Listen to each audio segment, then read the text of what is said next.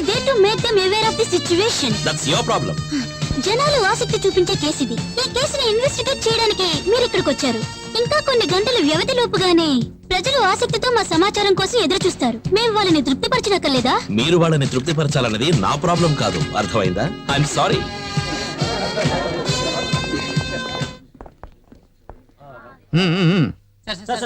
చెప్పండి సార్, మీకేం కావాలో నన్ను అడగండి. రమ్య గారిది సూసైడ్ కాదు, ప్రీ ప్లాన్డ్ మర్డర్ అని కొన్ని వివాదాలు వినిపిస్తున్నాయి. దీనికి మీ కమెంట్స్? అయ్యో, ఎవరో మీకు తప్పుడు ఇన్ఫర్మేషన్ ఇచ్చుంటారు. ఈ హత్య ఒక ఆత్మహత్య అని నేను ఖచ్చితంగా మీరంత నమ్మకంగా ఎలా చెప్పగలుగుతున్నారు? సారీ, 2 ఫోటోలు కన్నా నేను అనుమతించను. మీకే చెప్పేది. ఏమడిగారు? ఇది ఆత్మహత్య అని మీరు అంత నమ్మకంగా చెప్తున్నారే, ఎలా కనిపెట్టారు? ఇది ఒక క్రైమ్ బ్రాంచ్ వాళ్ళు చేస్తున్నటువంటి పరిశోధనలను బట్టి, విధానాలను బట్టి నేను కనిపెట్టగలిగానంతే. ఇది నా తెలివితేటలతోటి కనిపెట్టినటువంటి మిస్టరీ. ఈ కేసులో నా కన్క్లూషన్ ఇది ఒక ఆత్మహత్యే. బట్ శ్యామ్ ప్రసాద్ గారు ఈ విషయంలో ఎందుకు మౌనం వహించారు? నాలా తెలివైన వాళ్లే సమాధానం చెప్పగలరు.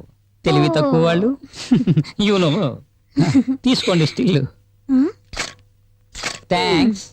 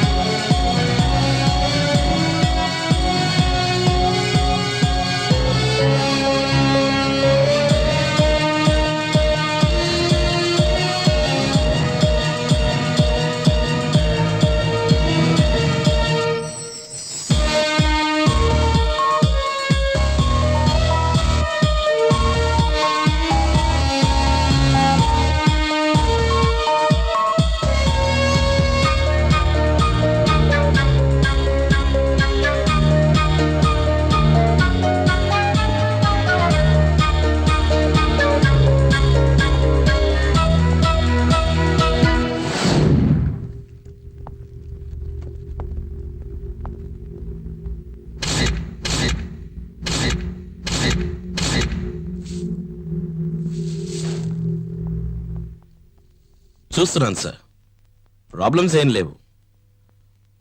I think we can manage them. వద్దు, సబ్జెక్ట్లో వద్దు సార్. అంతకంటే మోహన్ ని గెస్ట్ హౌస్ కి పంపిస్తే బెటర్. ఇక్కడ పని అయిన వెంటనే ఎస్పీ గారు ఆఫీస్కి వెళ్తాను. ఇంకా ఏం నిర్ణయించుకోలేదు సార్. షూర్ సార్, నేను ఫోన్ చేస్తాను.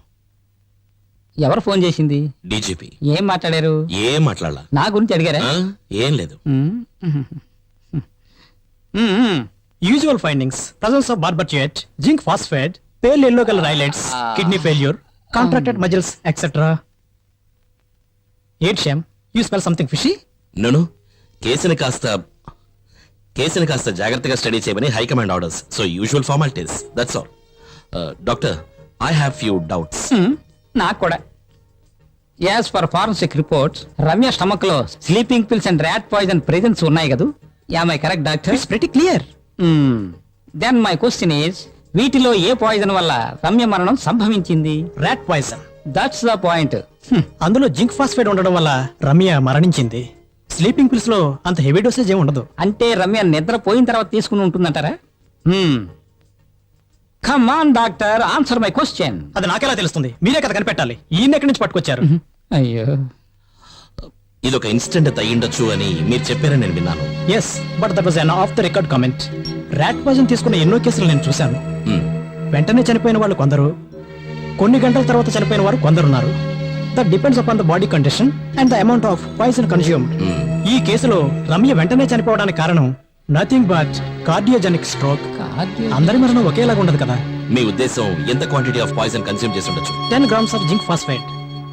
What's your opinion about this quantity?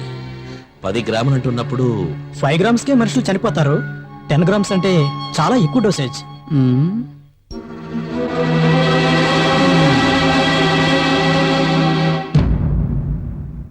ఏమిటి, పై ఆఫీసర్లు మీకు అండగా ఉన్నారన్న ధైర్యంతో మాట్లాడుతున్నారా? అవునులేండి, అయినా మా మాటలు వాళ్ళ నమ్మరన్న విషయం నాకు బాగా తెలుసు. మాలాంటి మామూలు పోలీస్ ఆఫీసర్లతో కలిసి పనిచేయటం చిన్నచూపుగా భావించే మీరు ఈ కేసులో ఎందుకంత ఇంట్రెస్ట్ చూపిస్తున్నారు? నాకు జీతం ఇస్తున్న గవర్నమెంట్ నాకు పని అప్పచెప్పింది, దాన్ని నేను చేస్తున్నాను అంతే. ఓ, కర్తవ్య నిర్వహణ అన్నమాట. అదొక్కటే కారణం, అంతేగాని వ్యక్తిగతంగా ఎటువంటి ఇంట్రెస్ట్ లేదు అంటారు. Not at all. అటువంటిది ఏదైనా ఉండాలి అని మీరు ఆశపడితే దానికి నేనేం చేయలేను. Let's come to the point sir. వాళ్ళు ఎందుకు ఆత్మహత్య చేసుకుంటున్నారు అని ఇతరులు తెలుసుకోవాలన్న కారణం కోసమే కదా లెటర్ రాసి పెట్టేది. అలా రాసి పెట్టేవాళ్ళు సాధారణంగా అది ఈజీగా కంటికి కనిపించే స్థలంలోనే దాన్ని పెడతారు. కానీ ఈ కేసులో అలా జరగలేదే. బాగుంది. ఎన్ని సంవత్సరాల ఎక్స్పీరియన్స్ సర్వీసు నాకుందో మీకు తెలుసా? మీరు చెప్పిన అదే పాయింట్ గురించి నేను ఆలోచించాను. దాని గురించి అఫీషియల్ గా డిస్కస్ చేసి నేను ఒక కంక్లూజన్కి వచ్చాను. మానసిక క్షోభ వల్ల ఆత్మహత్య చేసుకోవాలనే నిర్ణయానికి వచ్చిన రమ్య ఒక లెటర్ రాసి పెట్టింది. ఆ తర్వాత ఏదో కారణం వల్ల ఆత్మహత్య చేసుకోవాలన్న తన నిర్ణయాన్ని మార్చుకుని జీవితాన్ని గడిపుండొచ్చు. ఆ తర్వాత తన కోపం తగ్గి లెటర్ ఎందుకు అని భావించి తీసుకెళ్ళి ఎక్కడైనా దాచుండొచ్చు.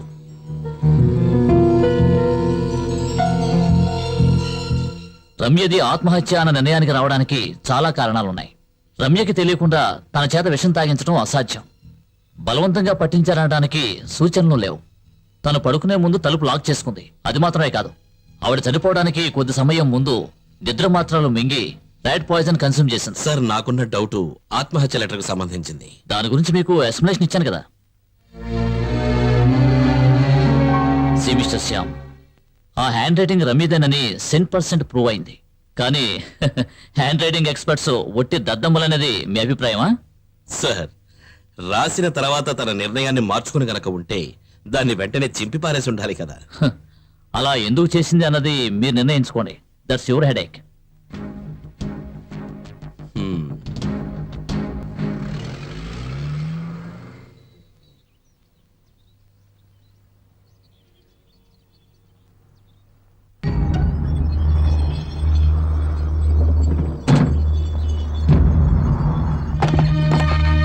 మీరంతా బయట ఉండండి ప్లీజ్ కమ్.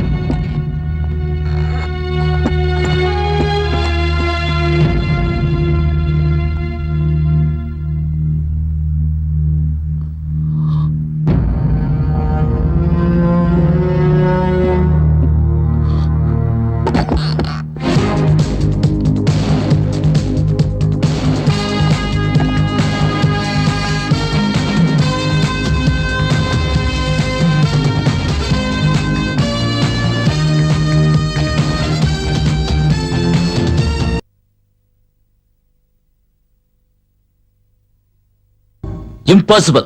It's impossible. మీరు చెప్పినట్టుగానే అన్ని యాంగిల్స్ లోనూ అన్ని పాసిబిలిటీస్ ఆలోచించాను. ఇది ఆత్మహత్యనని నాకు గట్టి నమ్మకం. I'll explain sir. సార్, ఎలుక విషయంలో ఉన్నటువంటి జింక్ ఫాస్ఫైడ్ అనే రసాయన పదార్థమే అందులోని పాయిజనింగ్ ఫ్యాక్టర్. 5 గ్రాముల జింక్ ఫాస్ఫైడ్ చాలు ఒక మనిషి మరణించడానికి. కానీ అటువంటి కేసుల్లో మనిషి చనిపోయేది 10-12 గంటలు గడిచిన తరువాత. డోసేజ్ ఎక్కువయ్యే కొద్దీ మరణం కూడా చాలా త్వరగా సంభవిస్తుంది. రమ్య విషయంలో మరణం చాలా త్వరగా సంభవించింది. అంటే రమ్య శరీరంలోకి 5 గ్రాముల డోసేజ్ కంటే ఎక్కువగానే వెళ్ళింది. Yes, it is that. Forensic report ప్రకారం రమ్య శరీరంలో 10 గ్రాముల జింక్ ఫాస్ఫేట్ ఉన్నట్టుగా మెన్షన్ చేశారు. ఫారెన్సిక్ రిపోర్ట్ లో ఇంకో విషయం కూడా చెప్పారు.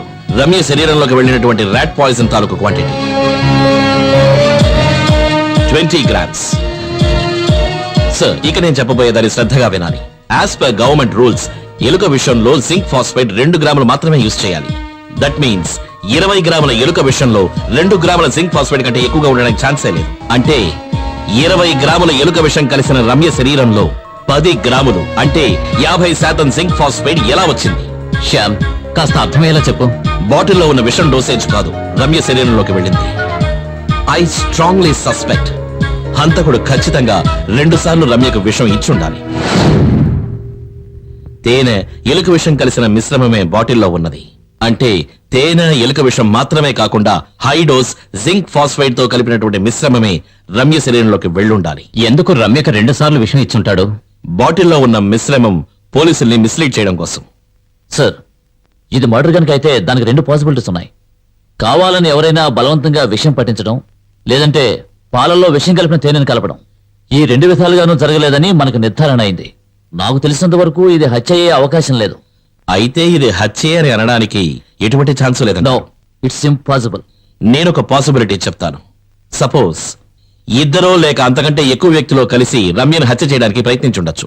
వారిలో ఒకరు మోహన్ కుమార్ వెళ్లిన తరువాత పని మనిషి తాళం వేసి వెళ్లిన ఇంటిని వేరే తాళంతో తీసి ప్రవేశించుండొచ్చు.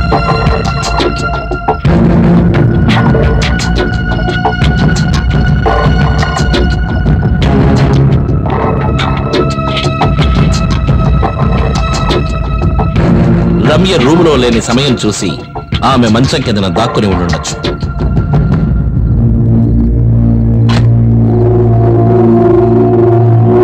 రమ్య తలుపు లాక్ చేసి పడుకుని నిద్రపోయి ఉండొచ్చు. రమ్య బాగా నిద్రలో ఉంది అన్న నమ్మకం వచ్చిన తర్వాత ఆ వ్యక్తి మంచం కింద నుంచి బయటికి వచ్చుండొచ్చు. తన చేతిలో ఉన్నటువంటి విషం బాటిల్ మూత తీసి తేనెతో కలిపిన విషాన్ని మెల్లగా రమ్య నోటిలో పోసిండొచ్చు. ఆ తర్వాత తను విషం కలిసిన మరో బాటిల్ ని బెడ్ మీద విసిరుండొచ్చు. అలా చేసిన తర్వాత మళ్ళీ మంచం కిందకి వెళ్లి దాక్కుని ఉండుండొచ్చు. అతనితో పాటు వచ్చిన కొంతమంది వ్యక్తులు హంతకుడి కోసం బయట వెయిట్ చేస్తూ ఉండుండొచ్చు. పని పూర్తయిందని తెలిసాక వాళ్ళు తలుపు తెరిచిన వెంటనే హంతకుడు కిచెన్ ద్వారా తప్పించుకుని ఉండుండొచ్చు. ఈ విధంగా జరిగుండొచ్చు. ఈయన ఎంతో మూర్ఖత్వంగా మాట్లాడుతున్నారు. నిద్రపోయే వాళ్ళ నోట్లో విషం పోస్తే అది కడుపులోకి వెళ్ళదు, వెంటనే వెలుగు వస్తుంది. వాళ్ళు చనిపోయే ముందు బాగా స్ట్రగుల్ అయిన లక్షణాలు వాళ్ళలో కనిపిస్తాయి. ఒకవేళ ప్రతిఘటించగల పరిస్థితిలో రమ్య లేకుండా ఉండుంటే సార్ స్వయంగా తీసుకుందా లేదంటే ఎవరైనా బలవంతం పెట్టి తీసుకుందా అని తెలియలేదు. రమ్య 3 స్లీపింగ్ పిల్స్ తీసుకున్నట్టుగా ఫారెన్సిక్ రిపోర్ట్ లో ఉంది. నిద్ర మాత్రలు వేసుకుని నిద్రపోతున్న వ్యక్తి యొక్క నరాలు పనిచేయలేని పరిస్థితిలో ఉంటాయి. అటువంటప్పుడు ఎలా ప్రతిఘటించగలరు? ఓకే, ఒప్పుకుంటాను. బట్ ఎవడైనా హత్య చేసిన తరువాత అక్కడే ఉంటాడా? ఎలాగైనా తప్పించుకోవాలని చూస్తాడు కదా. ఒకవేళ పోలీసులు గనక ముందుగా వచ్చుంటే అతను పట్టుబడేవాడు. అదేగా మీరు అడగదలుచుకున్నది?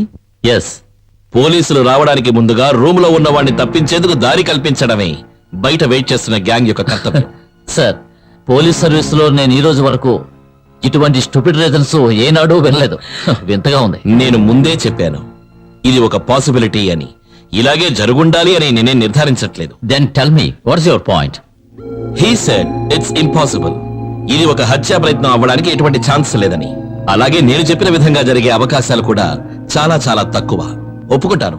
But my question is it humanly possible? It is possible. That's my point. నువ్వు చెప్పిన దాన్ని బట్టి చూస్తే ఈ విధంగా హత్య చేసిన వాడు మాస్టర్ మైండ్ అయి ఉండాలి. మన ప్రతి కదలికని గమనించొచ్చు. తెలుసు సార్. దీన్ని మనసులో ఉంచుకుని నేను పత్రికా విలేకరుల ముందు ఇదొక ఆత్మహత్య అని ఒప్పుకున్నాను. నేను తప్పుదారి పట్టాను అన్న సంతోషంతో హంతకుడు స్వతంత్రంగా బయట తిరుగుతూ ఉండుండొచ్చు. అదే కదా నాకు కావాల్సింది.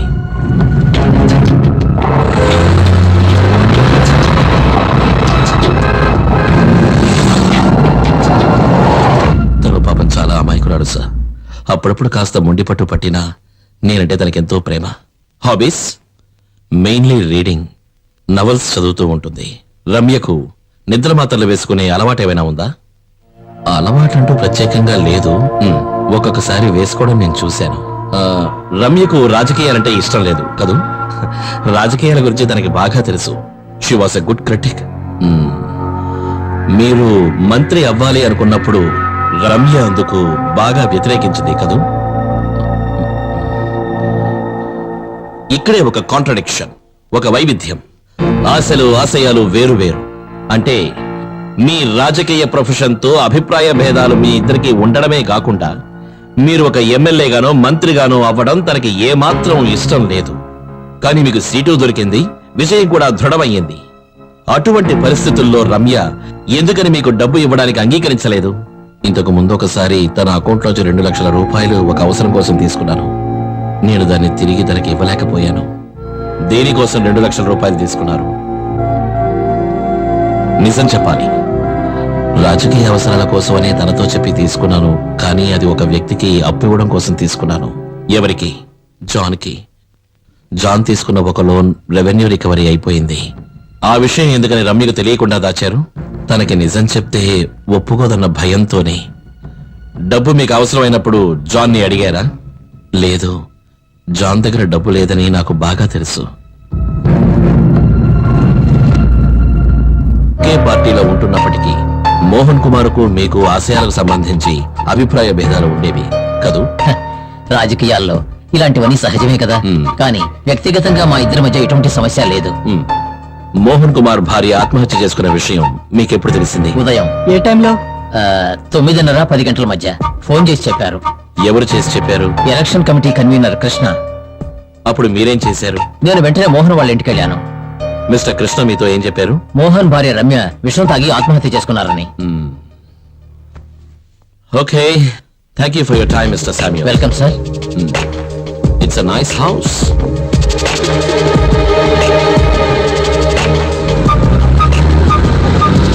ఒక మర్డర్ కేసులో ముఖ్యంగా మనం చూడవలసినవి 4 విషయాలు: why, when, how and who. ఈ కేసులో వెన్ అనే ప్రశ్నకు పూర్తిగాను, హౌ అనే ప్రశ్నకు కొంతవరకు మనకి సమాధానం తెలుసు. ఇక మిగిలింది who and why. Let's start with why. అంటే ఎందుకని రమ్యని చంపాలి? What is the motive? Any idea, suggestions? Sir మనం ఏదైనా అనుమానపడ్డా ఒకవేళ ఊహ అవుతుందేమో. ఎస్, ఊహించాలి. 24 ఏళ్లు ఉన్న ఒక యువతి, 3 సంవత్సరాల 9 నెలల దాంపత్య జీవితం హత్య చేయబడింది. అందులోనూ ప్లాన్ మర్డర్. ఏమైంటుంది ఆ మోటివ్? సార్ ఒకవేళ మోహన్ కుమార్ గారు వ్యక్తిగత కక్ష వల్ల హత్య చేశారేమో. పాసిబుల్. సార్ మోహన్ కుమార్ ఏ మోటివ్ తో తన భార్యని హత్య చేసి ఉంటాడు? క్యారెక్టర్ అసాసినేషన్, వ్యక్తి హత్య. మరణానికంటే గొప్ప శిక్ష ఉంది? సార్ వేరే ఏదైనా ఛాన్సెస్ ఉండొచ్చుగా? ఒకవేళ రమ్యకి గాని మోహన్కి గాని కెట్టిన వారు ఎవరైనా ఈ హత్య చేసి ఉండొచ్చుగా? అంటే ఇది ఒక ఆత్మహత్య అని అనిపించే విధంగా రమ్యను హత్య చేసినటువంటి ఒక వికృత స్వభావం, మోహన్స్ క్యారెక్టర్ అసాసినేషన్. ఒకే దెబ్బకి 2 పెట్టారు కదూ? అయ్యుండొచ్చు సార్. It's possible. కానీ హత్య చేసిన తరువాత ఆ హత్య చేసిన వ్యక్తే సూసైడ్ నోటీస్ రాసి దాన్నెందుకు ఏదో ఒక రెసిపీ నోట్బుక్ లో దాచి ఉంచాలి? దాన్ని ఆ బాడీ పక్కనే పారేసి ఉండొచ్చు కదా, to make it more realistic and believable.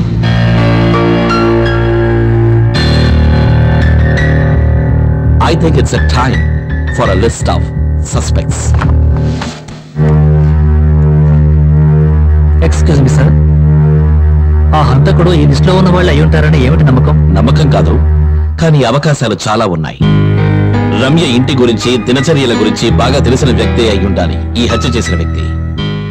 Sir Bengaluru నుంచి ఆ రోజే వచ్చానని చెప్పిన పాలవాడి స్టేట్మెంట్, ఆ రోజు పేపర్ రావడం లేట్ ఉందని చెప్పిన పేపర్ వాడి స్టేట్మెంట్ నిజమేనని తేలింది కదా? Okay, so let's bring down the list. And what about Trinath? అతను చెప్పింది నిజమేనని మనం సేకరించిన టెలిఫోన్ బిల్ ద్వారా ప్రూవ్ అయింది. రమ్య గారు చనిపోయిన తర్వాత ఆ ఫోన్ నుంచి 2 అవుట్ గోయింగ్ కాల్స్ వెళ్ళాయి. 2 కాల్సా? అవును సార్, 7:38కి 7:40కి. ఫస్ట్ నంబర్ పోలీస్ స్టేషన్ ది, రెండో నంబర్ జాన్ శామ్యూల్ ది. John Samuel. I smell a rat. ఆ ఇన్సిడెంట్ గురించి ఇన్ఫర్మేషన్ ఇచ్చిన అతను. Shekhar, sir. Play the video. Yes sir.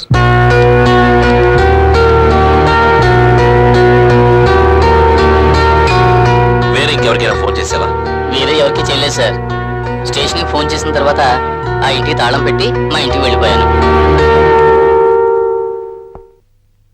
ఒకవేళ త్రినాథ్ కాకుండా వేరే ఎవరైనా చేస్తుంటే? త్రినాథ్ ఫోన్ చేయడానికి వెళ్ళినప్పుడు మిగతా వాళ్ళందరూ బయటికి వెళ్లిపోయారని త్రినాథే కదా చెప్పాడు. అంతేకాకుండా 2 కాల్స్ కి మధ్య 2 నిమిషాల వ్యవధి ఉంది. That means the second call was an immediate one. Basheer sir, Samuel పేరుతో ఉన్న అన్ని ఫోన్ల యొక్క కాల్ డీటెయిల్స్ నాకు కావాలి వెంటనే. Yes sir. And I want that Trinath tomorrow first thing in the morning. Please. ఎందుకు సార్ నన్ను మళ్ళీ పిలిపించారు?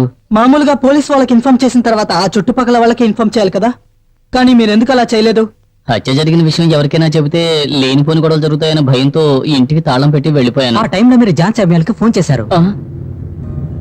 మీరు ఫోన్ చేశారనే కదా శామ్యూల్ మాతో చెప్పాడు. అవును సార్, నేనే ఫోన్ చేసి చెప్పాను. కానీ మీరు హత్య జరిగిన ఇంట్లోంచి ఫోన్ చేసి చెప్పలేదు కదూ? లేదు సార్, నేను మా ఇంటి నుంచే చేశాను. అబద్ధం. లేదు సార్, నేను చెప్పేది నిజం. అబద్ధం. బషీర్, సార్, ఇది హత్య జరిగిన ఇంటి తాలూకు కాల్ డీటెయిల్స్. మీరు ఉదయం 7:38 పోలీస్ స్టేషన్ కి ఫోన్ చేసిన 2 నిమిషాల లోపలే అదే నంబర్ నుంచి జాన్ శామ్యూల్ నంబర్ కి కూడా ఒక ఫోన్ కాల్ వెళ్ళింది. అది నువ్వే చేశావని మాకు బాగా తెలుసు. చెప్పు త్రినాథ్, నీకు శామ్యూల్ కి ఉన్న సంబంధం ఏమిటి?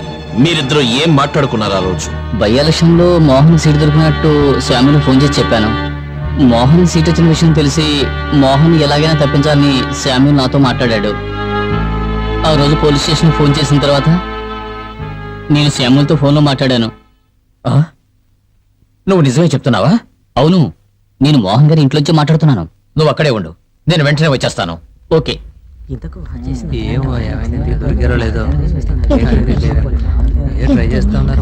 నేనే ముందు చూశాను, ఆ తర్వాత మిగిలిన వాళ్ళకి తెలిసి వాళ్ళందరూ వచ్చారు. అప్పుడు ఒక నిమిషం, ఇప్పుడే వస్తాను. సార్, కానిస్టేబుల్ వెంకటేష్ వెళ్ళాడా? ఉన్నాడు సార్. వెళ్ళి పిలుచుకురా, నేను వచ్చాను. అలాగే సార్.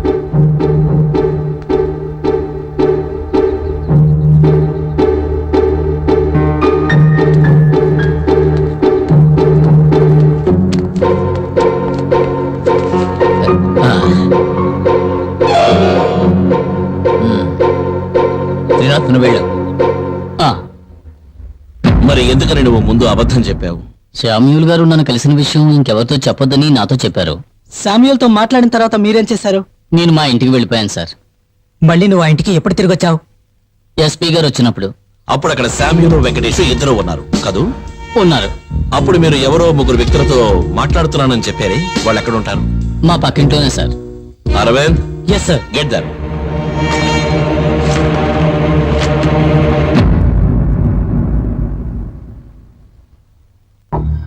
ఆ తర్వాత కానిస్టేబుల్ వెంకటేష్ ని మీరు చూసారా? చూసాం సార్. ఏం చూసారు? త్రినాథ్ అటువైపు వెళ్ళిన కాసేపటికి కానిస్టేబుల్ వెంకటేష్ కూడా అటువైపు వెళ్ళాడు సార్. అప్పుడు చేతులు ఏదైనా ఉందా? ఉంది సార్. చేతిలో ఏదో తీసుకెళ్ళడం చూశాను సార్. అతను దాన్ని జీపులో పెట్టి లోపలికి వెళ్ళిపోయాడు సార్. లేదురా, ఆయన చేతిలో ఏం లేదు. ఆయన తిన్నగా ఇంట్లోకి వెళ్ళడం మేము చూసాం సార్. లేదురా, ఆయన చేతిలో ఏదో పార్సల్ ఉంది. ఆయన అది తీసుకెళ్లి జీపులో పెట్టాడు. నేను చూశాను. మర్యాదగా నిజం చెప్తారా లేకపోతే? రాజీ, ఛ! ఏంటిది రాజీ? కాదు సార్, వీళ్ళు నేరస్తులేమి కారు కదా. They are trying to help us. మన దేశంలో పోలీసులకు భయపడే చాలా మంది నోరు తెరవడం లేదు. అది ప్రజల తప్పు కాదు, మన పోలీసుల తప్పు. మీరు చెప్పే కొన్ని విషయాలు, కొన్ని దృశ్యాల నుంచి మాకు కొన్ని క్లూలు దొరుకుతాయి. మీరు మాతో ఓపెన్ గా మాట్లాడొచ్చు. ఎవరు భయపడాల్సిన అవసరం లేదు. నాకు మీ యొక్క సహాయం కావాలి. Will you help me? We will help you. That's it.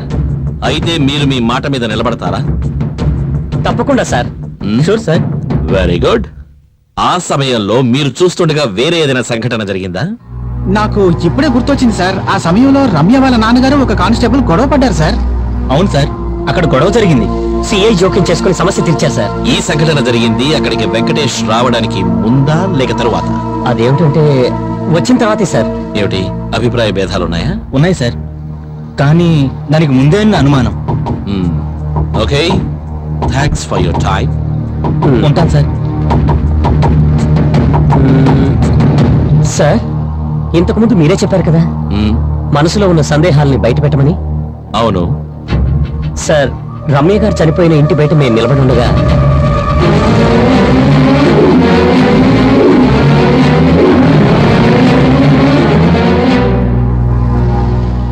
ఆ విషయంలో మీకు ఏమిటి అనుమానం? ఏం లేదు సార్, అటువంటి ఆల్టరేషన్ చేసిన బైక్ ని మేము ఇంతకుముందు చూసిందే లేదు సార్. అది ఎవరిదో బయటపడదై ఉంటుంది. Sorry sir.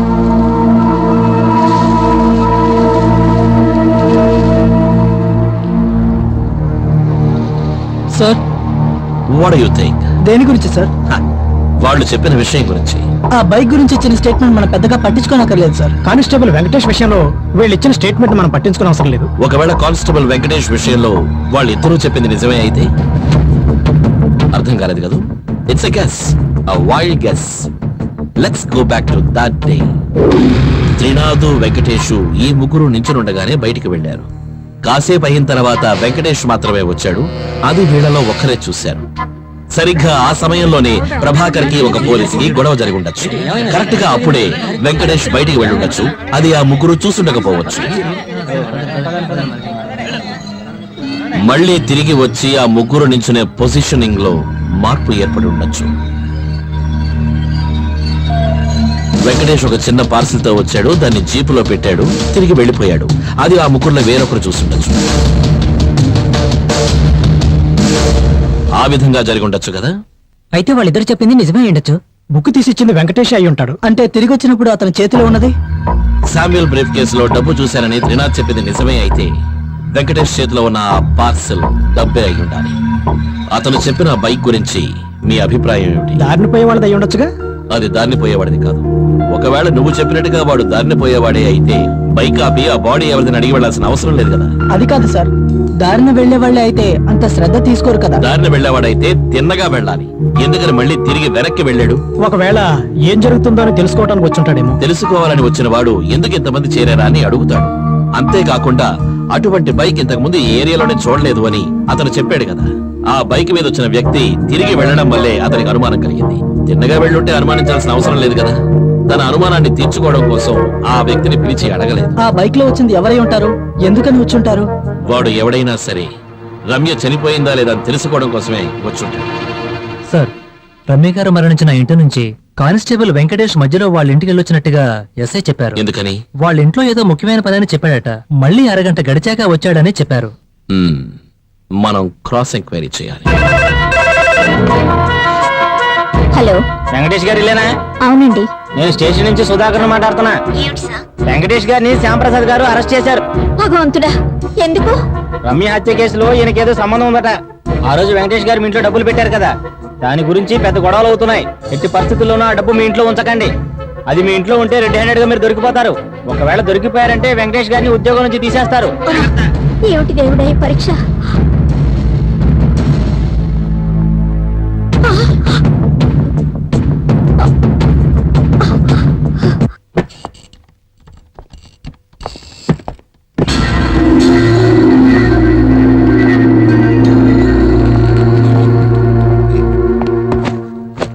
ఈ ఫైల్ మీకమ్మని ఎస్ఐ గారు చెప్పారు.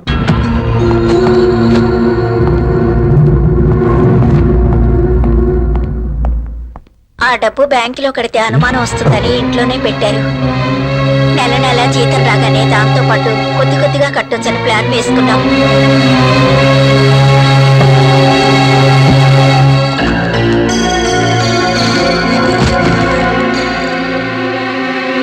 మీరు ఎందుకని ఆ నోట్బుక్ తీసి శామ్యూల్కి ఇచ్చారు?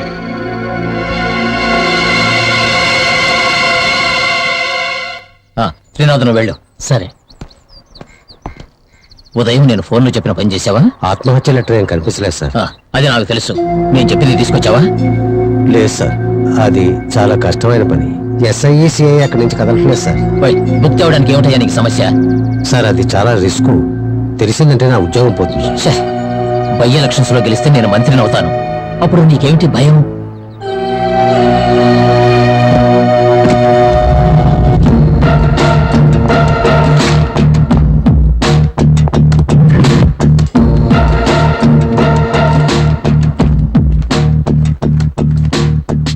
ఫోటో తీ, అన్ని నోట్ చేయండి. నేను రమ్య తండ్రిని. నా కూతురు చూడడానికి వదలరే. ఇక్కడసరిగా నా కూతురు చూద్దామని వస్తే నన్ను అడ్డుకుంటారా? బాబాయ్, కంట్రోల్ చేసుకోండి, టెన్షన్ అవ్వకండి. ప్లీజ్. మీకే చెప్తాను, నా మాట వినండి. కానిస్టేబుల్స్, అందరిని క్లియర్ చేయండి.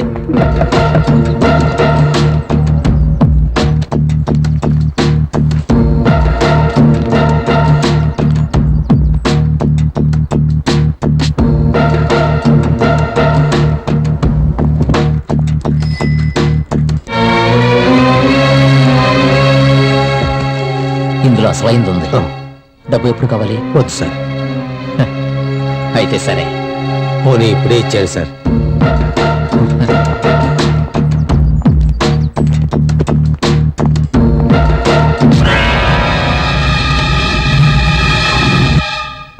సార్, శామ్యూల్ యొక్క phone calls details, incoming and out going. కూర్చో.